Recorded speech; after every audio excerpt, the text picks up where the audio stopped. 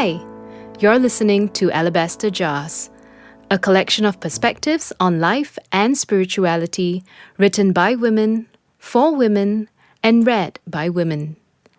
I'm Sheena, and the title of today's reading is The 12-Year-Old Prayer. The key verse for today is from Psalm 23, verse 5. It says, "You prepare a table before me in the presence of my enemies. You anoint my head with oil, my cup overflows."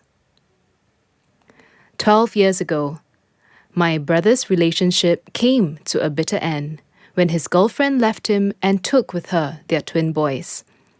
The boys were 5 years old. For various reasons, my brother got no visitation rights, and we had no connection with the boys. My mother and I did the only obvious thing we could. We prayed every day for little David and Austin.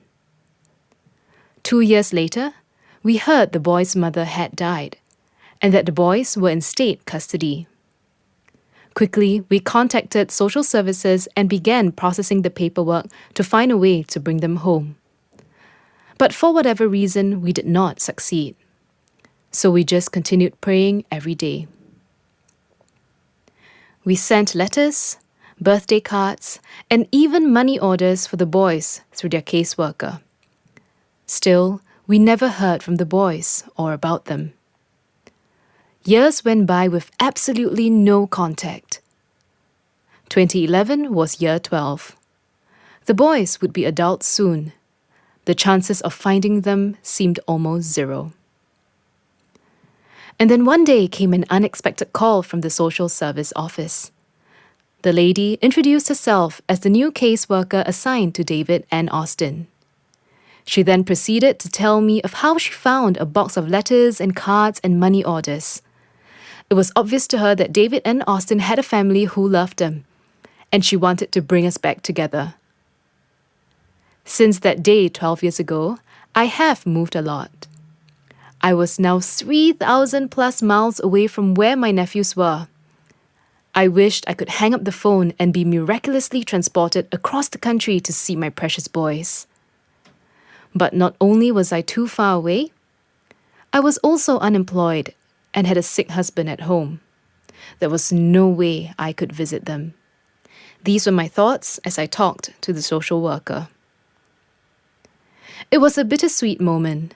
I was so glad to have finally found my boys, yet so sad that I was so far away from them.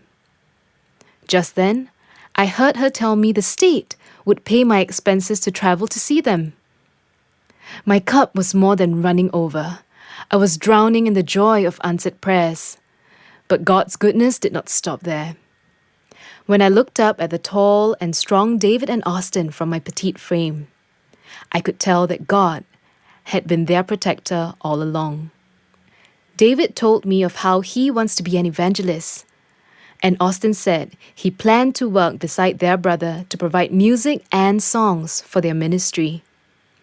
It may have been 12 long years, but God knew what was best for my boys. Alabaster Jars is written by women from all over the world. Edited and compiled by Sylvia Fowler-Klein. This podcast is produced by Hope Channel Singapore. For episodes and more, visit our website hopechannel.sg.